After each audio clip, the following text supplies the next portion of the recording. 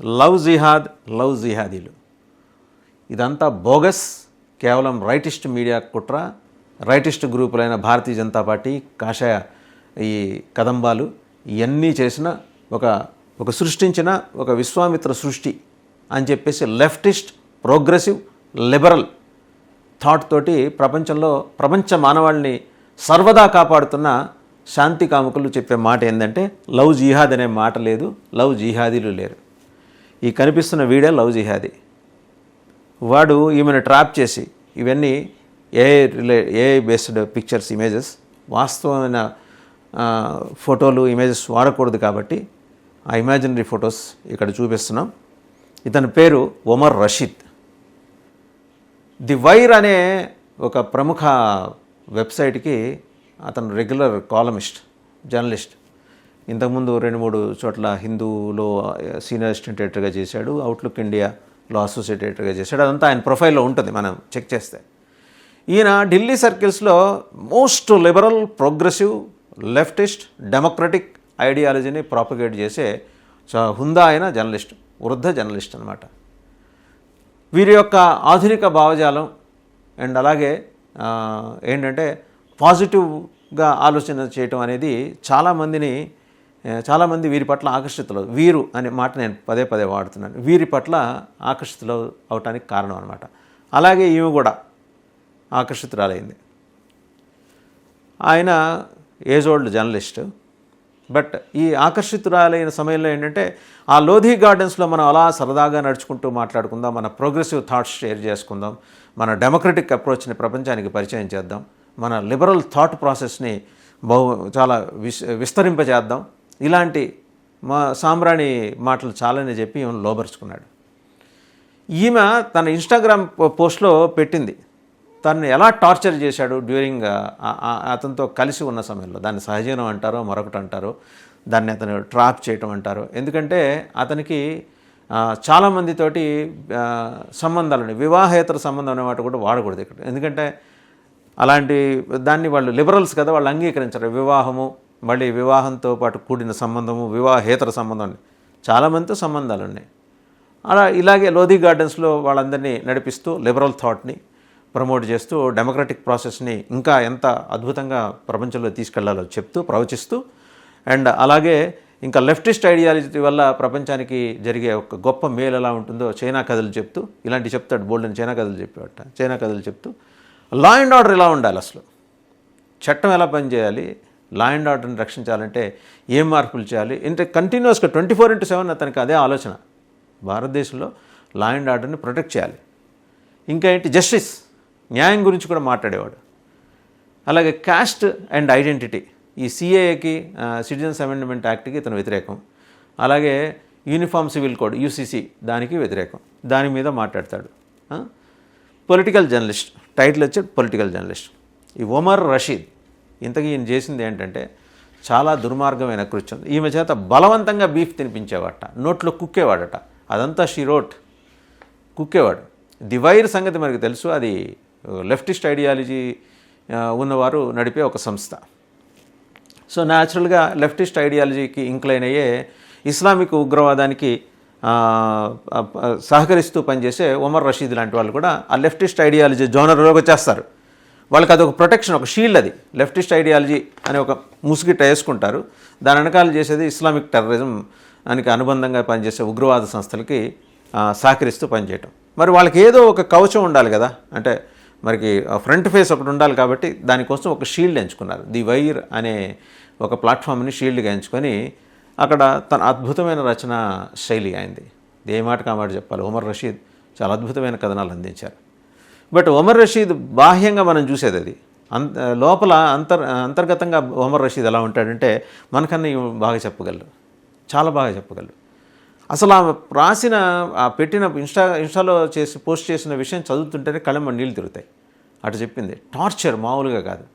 అంటే అసలు ఏమాత్రం ప్రొటెక్టివ్ ఇది మెకానిజం లేని వైలెంట్ సెక్స్కి పాల్గొనేవాడు, వైలెంట్ సెక్స్ చేసేవాడు, కొట్టేవాడు, తిట్టేవాడు, ఈడ్చుకెళ్ళేవాడు. చాలాసార్లు భయపడి బాత్రూంలో దాక్కుంది. అసలు అన్ప్రొటెక్టివ్ సెక్స్ కారణంగా చాలాసార్లు అబార్షన్లు చేయించుకున్నాను కూడా ఆమె చెప్పింది, కదిలిపోయే విధంగా.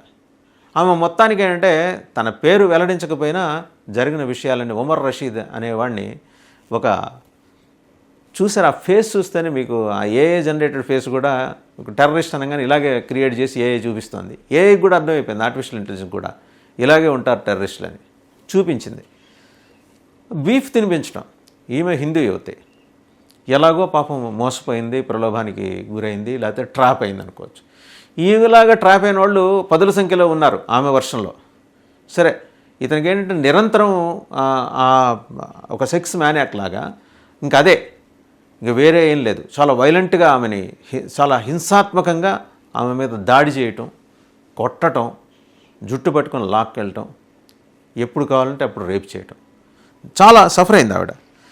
ఆ సఫర్ అయిన క్రమంలో చివరికి ఇంకా విసిగి వేసారిపోయి ఇన్స్టాలో ఆవిడ పెట్టింది, ఇప్పుడు అది వైరల్ అవుతోంది. In the viral Instagram post, the unnamed women has narrated that she was strapped by a much older Omar, this man Omar Rashid, through his connections in Delhi's liberal media, liberal again within quotes circles, and influence as an experienced journalist. No doubt he is an experienced journalist. She mentioned that Omar had charmed her through days of chatting about progressive politics, followed by sessions of walks in the Lodhi gardens. అంటే మన thought ప్రాసెస్ని share చేసుకోవాలి. Since I'm a liberal, since you also want to become a liberal, ఆ లోధి గార్డెన్స్లో నడుచుకుంటూ మన ఆలోచనల్ని పంచుకుందాం. She wrote that Omar has tried the same tricks with multiple women where he uses his false image of charming. చాలామంది మహిళలతోటి ఇదే రకమైన tricks play చేసేట, ఒకటే formula. She wrote that Omar has tried the same trick with multiple women where he uses false image of a charming Muslim man who is a pet lover, foodie, progressive, liberal and a guy who has lost his mother. ఒక తల్లి అని కొడుకుని నేను, so నాకు pets అంటే బాగా ఇష్టం, and I'm a foodie. ఇవన్నీ అటుంచితే నేను చాలా progressive and liberal. Time and again అది mention చేస్తుండేవట. Calling Omar Rashid a serial abuser and a rapist, the woman has stated that she was brutally beaten, slapped, kicked and violently raped by Omar multiple times. చాలా సార్లుట, చాలా కిరాతకంగా, అనాగరికంగా. Throughout the span of the relationship, the woman stated she has been subjected to extreme sexual humiliation. అతనితో ఆ relation ఉన్నంతకాలం భరించలేనంత ఒక sexual humiliation ఆమె face చేసింది. Abuse, beatings and violent rape that left her bleeding and bruised. Omar reportedly never used any protective method while subjecting the woman to forceful and violent sexual intercourse, and the victim had to visit the gynecologist multiple times to get abortions or get treated for sexually transmitted infections because Omar was in a sexual relationship with multiple unknown persons throughout. ఎంత దారుణమైన వేదన అనుభవించిందండి ఆవిడ. అతని కారణంగా STD, sexually transmitted డిజార్డర్స్ని she had faced. దానికి treatment తీసుకుందిట, abortions చేయించుకుందిట. ఆరోగ్యం ఎంతగా క్షీణించిందో ఆమె మాటల్లో అర్థమవుతుంది. The women has stated that Omar smashed all her belongings, some family heirlooms, knowing that she is struggling financially and she cannot afford losing those items. అది మొత్తం ఆమె దగ్గర ఉన్న బిలాంగింగ్స్ అన్నీ.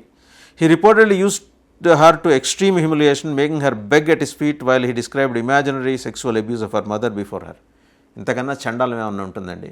ఈయన లవ్ జిహాదీ కాకుండా ఇంకేమన్నా కొత్త పేరు కనిపెట్టినా సరిపోద్ది ఆడికి. లవ్ జిహాదీ కాదు, more than that. And physically assaulting her. The woman narrated that despite her begging and saying no to unprotected violent sex, even while she was unwell, Omar raped her multiple times. ఒంటో బాగోలేదని చెప్పినా వినిపించుకునేవాడు కాదంట. Even to the point where she had to hide inside washroom to save herself. చివరికి వాష్రూమ్లో దాక్కొని తను రక్షించుకోవాల్సిన పరిస్థితి.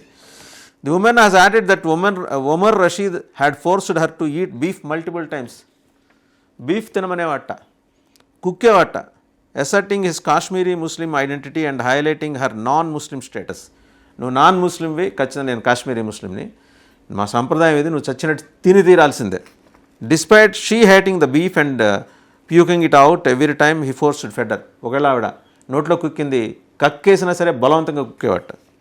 The woman has also mentioned that she doesn't want her ordeal to be given a communal angle, but it should be seen as another one of the countless stories where women suffer abuse and exploitation by older, more powerful men they come in contact with at workplaces.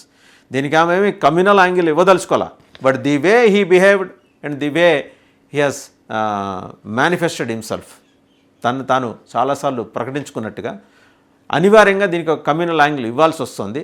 ఎందుకంటే ఆ పర్టికులర్గా love జిహాద్కి పాల్పడే వాళ్ళు ఎలా వ్యవహరిస్తారో ఇందుకు భిన్నంగా అయితే అతను వ్యవహరించట్లేదని. అండ్ మొత్తానికి ది వైర్ అక్నాలెడ్జ్ చేసింది.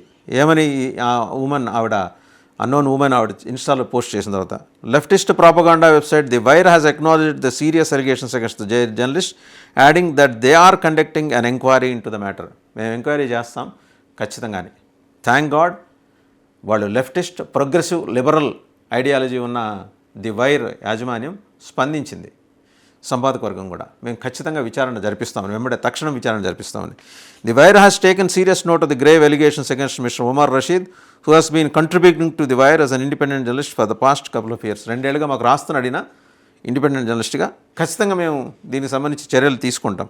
We will be conducting an enquiry as per relevant laws and procedures applicable in the matter and decide on how best to move forward to address the allegations raised on the post according to the wire. వాళ్ళు post పెట్టారు, వాళ్ళు కూడా పెట్టారు. దీంట్లో చెప్పొచ్చేది ఏంటంటే, చట్టం ఏం చెబుతోందో చూసి దాని ప్రకారం చర్యలు తీసుకుంటారట. అంటే ఇప్పుడు ఈమె పర్టికులర్గా చేసిన ఎలిగేషన్కి సంబంధించి సాక్ష్యాల ఆధారంగానే పోతారట. అక్కడ కూడా తన లెఫ్టిస్ట్, లిబరల్, ప్రోగ్రెసివ్ ఐడియాలజీని ది వైర్ చాటుకుంది. సో మొత్తానికి ఏంటంటే అట్లీస్ట్ ఒప్పుకుంది. ఆమె చేసిన ఆరోపణల మీద మేము ఎంక్వైరీ చేస్తున్నామనే మాట అయితే ది వైర్ ఒప్పుకుంది. ఇదండి కదా. ఇప్పుడు చెప్పండి, లవ్ జిహాదీ అనే కాన్సెప్ట్ ఉందా భారతదేశంలో? పాకిస్తాన్ దాన్ని అమలు చేస్తుందా? ఖచ్చితంగా అమలు చేస్తుంది. Pakistani sponsored journalist working in India, native of UP, అందుకనే యూపీ మీద ఎక్కువ ఫోకస్ పెట్టాడు. అండ్ ఇంకా ఎక్కువ ఫోకస్ ఏంటంటే హిందూ యువతులు, మహిళలు. ఇది అతని టార్గెట్. ఒక్కొక్కళ్ళకి ఒక్కో టార్గెట్ ఇస్తుంది ఐఎస్ఐ. అలాగే వాళ్ళ ఉగ్రవాద ముఠాలు ఉన్నాయి కదా, లష్కర్ ఎ తోయిబా, జైషే మొహమ్మద్. ఇన్ని చెప్పింది కానీ ది వైర్ ఇతనికి ఉగ్రవాద ముఠాలతో సంబంధాలు ఉన్నాయనే యాంగిల్లో మేము విచారణ జరుపుతాం. అఫ్కోర్స్ వాళ్ళ పరిధి కాకపోవచ్చు, కానీ ఆ దిశగా మేము ఆలోచన చేసి ఒకవేళ అలాంటివి ఏమన్నా ఉంటే మేము విచారణాధికారులకి, దర్యాప్తు సంస్థలకి సహకరిస్తామనే మాట ది వైర్ చెప్పలేదు. లా ఏం చెప్తుందో దాన్ని బట్టి పోతామని చెప్పింది. ఇంతకంటే ఏం చెప్పాలి? ఆ మహిళ వేదన, ఒంట్లో బాగోలేకపోయినా చాలాసార్లు బలవంతంగా అత్యాచారానికి దిగటం, అబార్షన్స్, ఆరోగ్యం పూర్తిగా క్షీణించిపోవటం, అండ్ ఆమె దగ్గరున్న డబ్బు దశకం మొత్తం లాక్కొని చివరికి బెగ్ చేసే, అడుక్కునే స్థితికి తీసుకొచ్చాడంటే లవ్ జిహాద్ దాని కంటెంట్ అంటే వాళ్ళు అక్కడి నుంచి ట్రైన్ అయ్యి వస్తారు, ఎలా ట్రాప్ చేస్తారు. The classic example of Umar Rashid. సమాజంలో చాలా ఉన్నతమైన స్థానాల్లో కనిపిస్తుంటారు. అండ్ ఫోకస్ అంతా leftist, liberal, democratic and progressive ideology. ఈ లెఫ్టిస్ట్, లిబరల్, LLD అంటే డెమోక్రటిక్, ప్రోగ్రెసివ్, LLDP ఐడియాలజీ. అదే లవ్ జిహాద్ని మరి ప్రమోట్ చేస్తుంది. ఇప్పుడు ఏం చెప్తుంది? భారత ప్రభుత్వం దీన్ని ఒక సీరియస్ అంశంగా తీసుకొని మరి ఉమర్ రషీద్ లాంటి వాళ్ళు రకరకాల రూపాల్లో ఉన్నారు. ఎట్ ఏ టైం అదే భావజాలం ఉన్నవాళ్ళు కొన్ని లక్షల మంది దేశంలో తిరుగుతుంటే వాళ్ళందరినీ ఎట్ ఏ టైం పట్టుకోవడం కష్టం కావచ్చు కాక, కానీ ఒక ప్రాసెస్ బిగించేస్తే పెద్ద కష్టం కాకపోవచ్చు. ఫస్ట్ ముందర ఉమర్ రషీద్ అరాచకాన్ని, ఆ వ్యవహారాన్ని ఎక్స్పోజ్ చేసిన ఆ మహిళని అభినందిస్తూ తక్షణం అతని మీద చర్య తీసుకోవాల్సిన అవసరాన్ని దేశం గుర్తించాలి, భారత ప్రభుత్వం గుర్తించాలి. కేవలం ఆ సంస్థ యాజమాన్యం మీద వదిలేయటం కాకుండా గుర్తించి ఆ దిశగా చర్యలు తీసుకుంటే బాగుంటుంది.